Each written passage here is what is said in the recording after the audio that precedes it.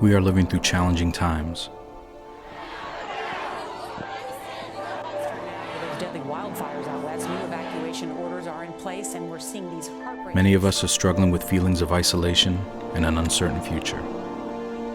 Plans for the start of in-person learning in a city. Mayor de Blasio making the announcement to delay plans just moments ago. CBS's Lisa... With all of our gadgets and modern conveniences, no amount of technology can replace our need for community and the memories we create with our friends and classmates.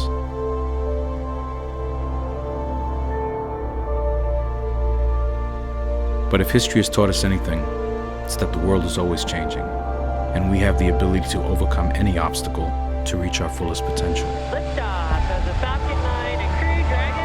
Go NASA, go SpaceX. It's been said, what stands in our way becomes the way. With every decision we make and every opportunity we seize upon, we plant the seeds to our future.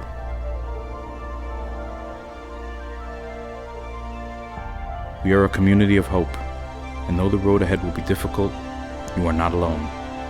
Let's walk this road together. Take your first step. Join us for our virtual open house Sunday, November 1st.